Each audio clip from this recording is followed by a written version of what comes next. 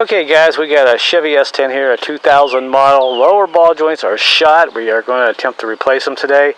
So here we go. See, the first thing we want to do is go ahead and set the emergency brake, put some blocks behind the rear wheel. Jack of your choice. Of course, my choice is a 1949 antique jack that I love to use. And get your wheel up in the air about 3 or 4 inches. See, I got the wheel up there about 3 inches or so, and now we're going to take a look at that ball joint, and I'm going to show you how bad it is. Okay, now I got the camera set up on that lower ball joint, and I'm going to shake this wheel back and forth, and you can see the lower when they're moving. Pretty bad shape. I think you can see that up and down.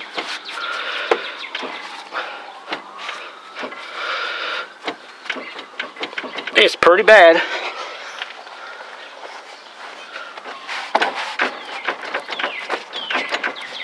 So this is what we're going to attempt to change today, so hopefully it won't be too bad. Okay, here are our new lower ball joints. We got both of these online for less than, I don't know, $35, free shipping. And I like these because these are the bolt-on type, but that doesn't always mean they're going to be easy to put on. We have a lot of stuff to take off. We've got to take the wheel off, we've got to take the axle and some other stuff. And there's a second one, so hopefully the job won't be too bad, and hopefully I'll make somebody's day, because I'm sure somebody out there needs a lower ball joint changed in a S-10 Chevy somewhere. Go ahead and get this wheel off. Alright, stick it off to the side. Also, I think you can see there, we've got my jack under here. Always good to have your jack under there, and I'll lower the vehicle down about 1 inch or so and put a little weight on that, and we're ready to start working on it. Alright, now first thing I'm going to go ahead and do is go ahead and pop this nut off the axle. This here is a 36mm deep well. It works pretty good. It may take a 35, but I think it's probably a 36. And you can use a breaker bar on this. Now, one tip I can tell you, if you're going to break this loose, go ahead and do it while the wheel's on the ground. If you're going to use a breaker bar, I've had this nut off before, so I know it'll come off. And I'm just a little lazy today, so I'm going to go ahead and use my my impact tool here.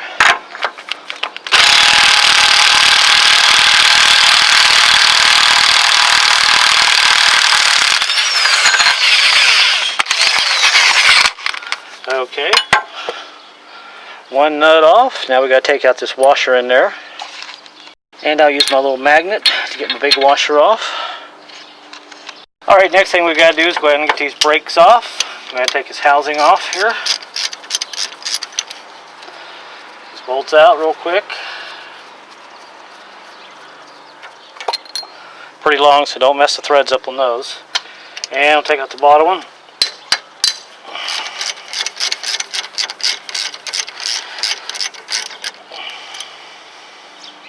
Usually they come out pretty easy. Have a little oil on standby just in case. Lubrication, and there's that bolt. Very important to keep this pin here nice and clean. So when you're done, wipe the grease off and put new grease on here, so this doesn't freeze up when you're hitting your brakes. Now we're ready to pop our brakes off here. And I have a little screwdriver on standby. Sometimes you gotta have a little persuasion. Help out. There we go. There we go. And if you can, it's always good to go ahead and put your screwdriver in here and push that piston back in the caliper just a little bit. That way when you put your brakes back on, it won't be as hard to get back on. And we'll set that off to the side.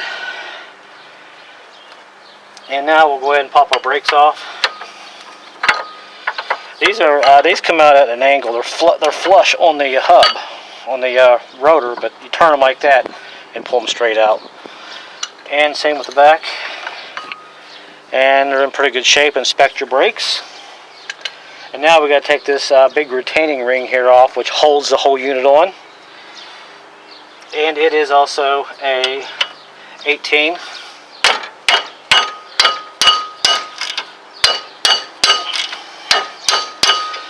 Break that loose. Now the top one, sometimes you usually have to get a wrench in here. There's never enough room to get a 18mm socket in there, so I'm going to have to go get an 18 wrench.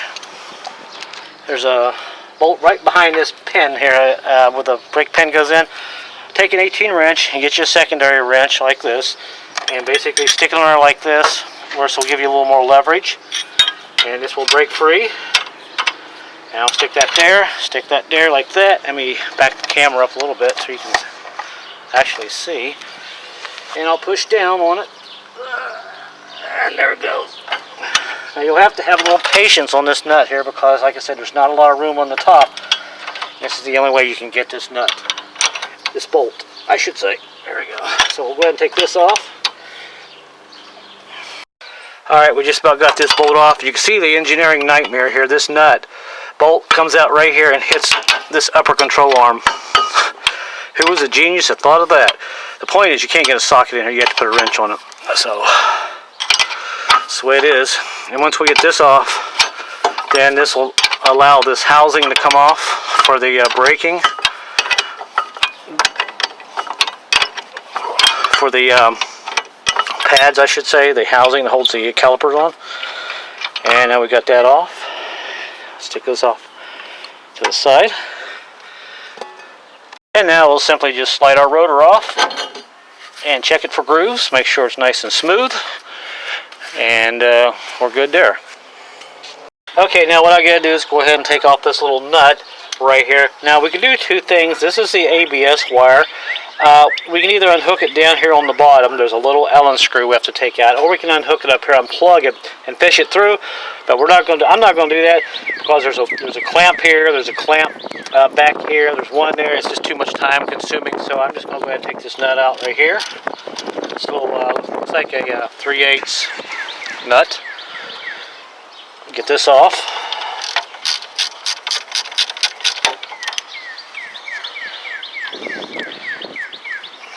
Now we can kind of pull this off. And always stick your nuts back on your bolts, that way you can't lose them. And now we'll go ahead and take this guy off on the bottom here. And this is very critical. Be very careful when you take this off. Don't break it. Alright, this is a, like I said, little Allen wrench. It's a 5mm. You can get these with regular, just individual, or you can buy these as a kit. And I've had this forever. But just a regular Allen wrench will probably be sufficient enough to get in here and get this. And I'm doing it this way just to be a little faster for video purposes. And we're going to take this screw out. And here it is. As you can see right there.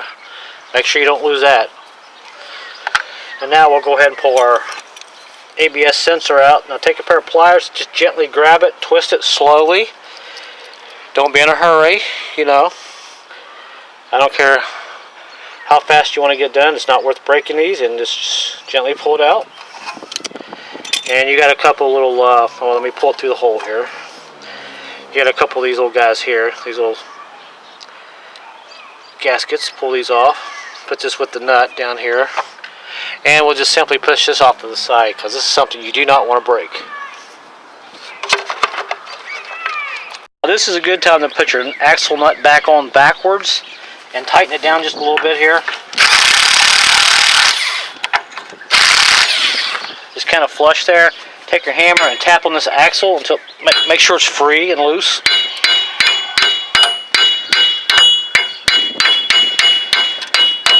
Okay, it's free. It's back as far as it'll go. And now we'll take it off.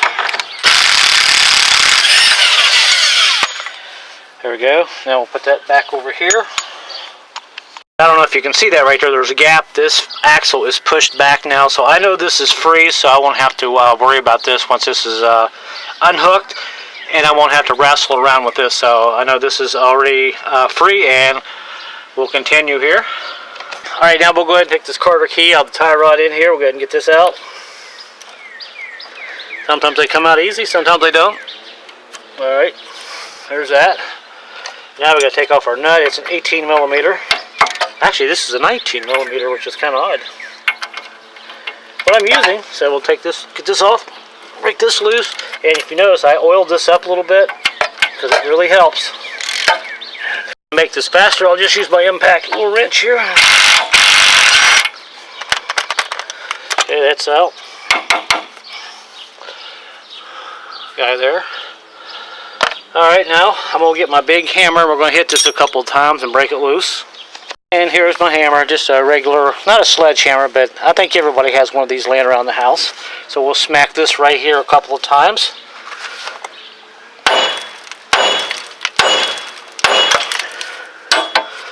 And off that comes. And check your ball joint. I mean, not your ball joint, your tie rod in. Make sure it's good and tight, and this one's good and tight. And we'll just kind of put that off to the side.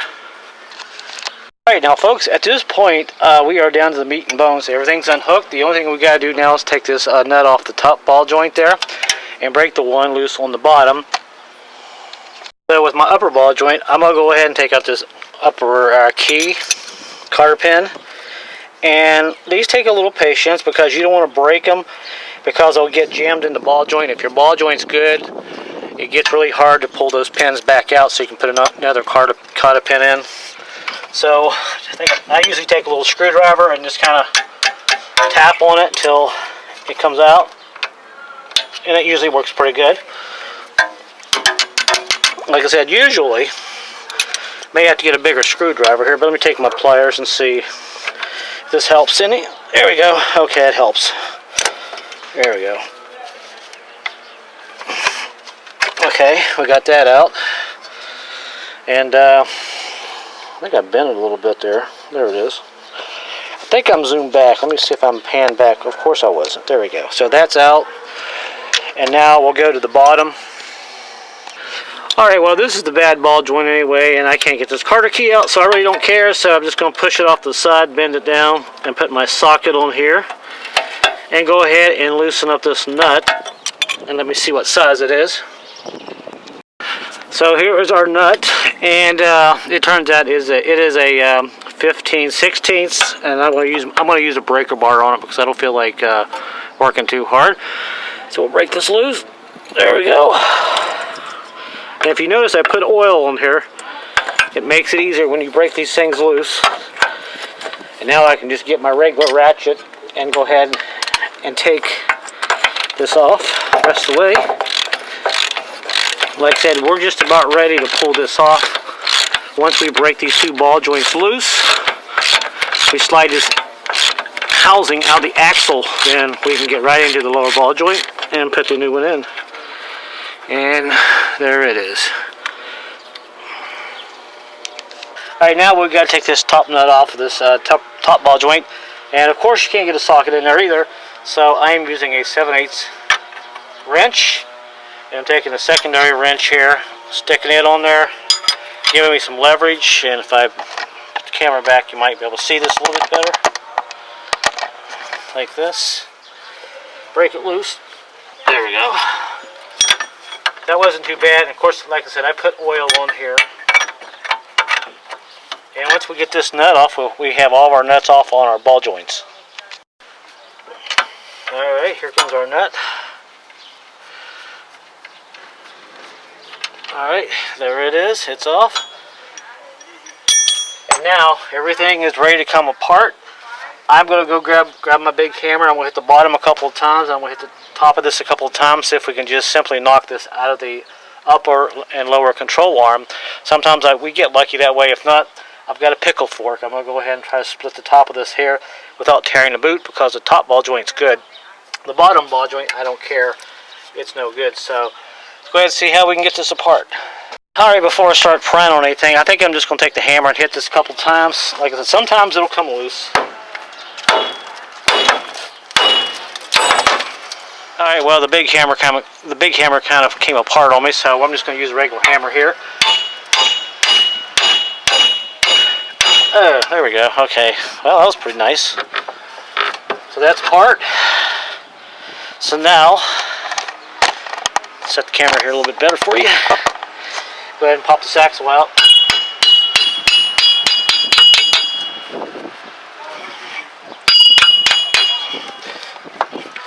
And now we'll go ahead and knock this bottom ball joint out real quick. Okay, now I'll move the camera around to the front here, and I got my pickle fork in here, and I'm just using a regular hammer. And I've hit this. Oh, well, it fell right off. How about that? So, there we go. Now, while it's off, check your bearing. Make sure it's okay. Feels pretty good. And here is the guy we're after right here, our lower ball joint. So now we can go ahead and start putting it on and putting the car back together, or the SUV I should say, or even truck, whatever you want to call it. You just saw that fall off, so there's the bottom ball joint. Of course it's bad. There's the top one. It's in good shape. It's really tight. I can hardly turn it, and the boot is good. This is why I didn't want to take the pickle fork and destroy a good ball joint. And this has actually got a grease fitting on it, so everything's cool. We got the bungee cord here holding the axle up all the way, and the brake caliper in the back there. And now I've got my grinder. We'll just simply grind these bolts out and knock that ball joint out and install our new one. Okay, I'm using my little grinder here, and it's got just a tiny little wheel left. It's one of these, the wheel is pretty used, so it makes it pretty easy to get in there. I've already grinded 3 of the rivets out from the factory. I got 1 more to go right here. Take it out.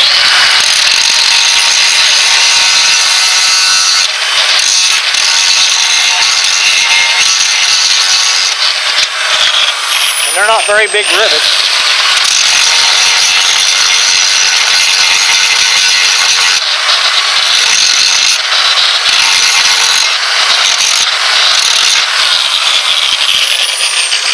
And that's all 3 rivets. Now I'll grab my hammer, hit the bottom of it, and that should be. And that's all 3 rivets. Now I'll grab my hammer, hit the bottom of it, and that should break it free. You may have to go in here and make sure you got it ground down all the way. I think that's what I'm going to do, just to verify that it's all the way down.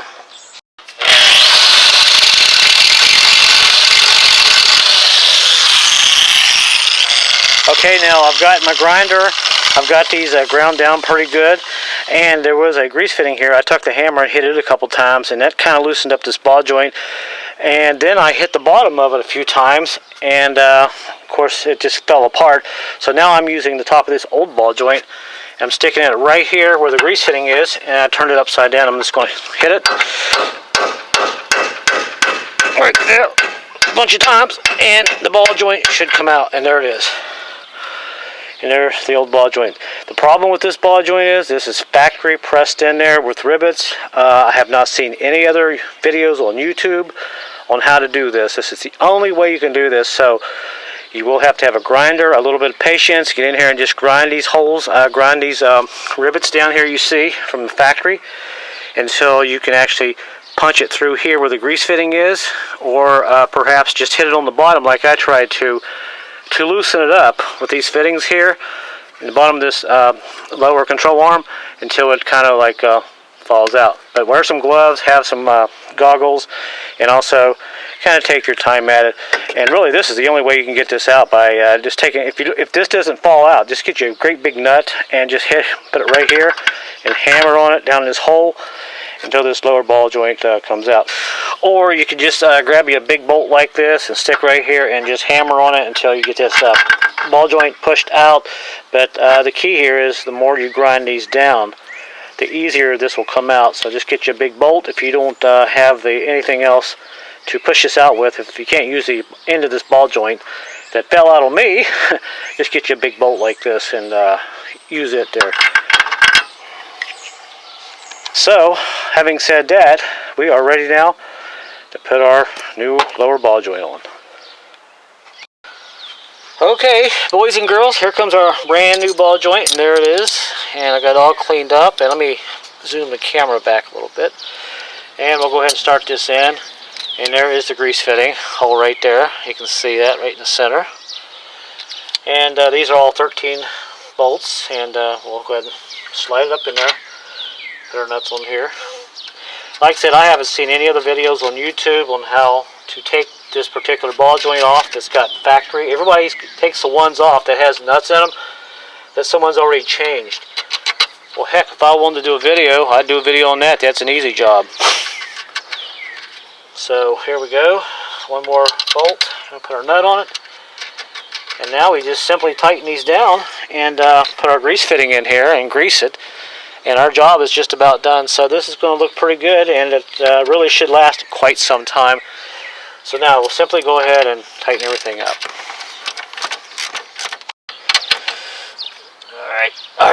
they're nice and tight, and I put the nuts on the top in case anybody ever has to change this. They can get to it pretty easy. Although you could put the nuts on the bottom, but it doesn't really matter at this point. And now we're going to put my little grease fitting in. This is a small little guy, so you gotta have a little patience with that. Okay, so I got my ball joint tight, and I got my grease fitting on now. Go ahead and grease this up, make sure it's nice and greased. Alright, she's good there, and basically we're almost done. So all we gotta do now is put the hub assembly here on for the upper and lower spindle, and we should be just about done here. So I'll give you a sneak peek, I should say, how I'm going to do that. So here we go. We'll go ahead and assemble the hub before my battery dies on my camera. And I'll take the nut off from the bottom ball joint and just kind of lay it off to the side so I can have it here. And we'll slide this axle in, sort of, and get the bottom started. And we'll start this axle in, and once we get it started, then I can put the nut on the bottom of the ball joint here. I apologize, it's probably kind of hard to see. There we go. Alright, now I'll go ahead and start my nut on the bottom right there. I think you can see that on the bottom there. And that's already started on, so that's not too bad. And all I have to do is connect the top ball joint, which is right here. Push it in like this. Slide that down. And put my nut in there and start putting everything back together. And folks, that's basically how you change a lower ball joint on a Chevy S-10, especially the 2000. Now, I'm not going to show you every step how to put it back together. It's pretty easy. I may give you a sneak peek at the other side. I am going to do the other ball joint, but I probably won't get it done until tomorrow because it's already, well, getting kind of late out here, but I'm happy to get this done. But the hardest part, like I said, was grinding that ball joint out and knocking it out. Once you get that out, then everything else is a piece of cake. So let me go ahead and wrap this up, start putting everything back together, and just do everything in reverse order and double check everything and take your time, and you'll be happy. You'll have some good ball joints in your vehicle. Alright folks, I got it all back together on this side. Everything is nice and tight. Ball joint, tie rod in, the upper ball joint, got Makata pins back in, and everything's tight. The brakes are on. And I got a full pedal, and it's done. All I got to do now is just put the nut on the axle and put the wheel on. So I'm really not going to go ahead and make another video on the other side. We'll try to keep my videos a little bit shorter, but the other side will be the same process as this. Like I said, you'll have to have a grinder and a hammer, and this is not a job for the first time do-it-yourselfer. So just so you know, if you worked on vehicles before, more than likely you can do this. So that's going to be about the end of the video, guys. It's getting dark out here. I didn't think I'd actually get it done tonight, but I'll do the other side tomorrow and wrap it up. So there you go. That's how you change a lower ball joint on a Chevy S-10. If you like this video, say hello and give me a thumbs up. If you have any questions, I certainly will try to answer them. I am trying to save people money and time by fixing their own vehicles, and hopefully it'll help you out. So until next time, I will see you then.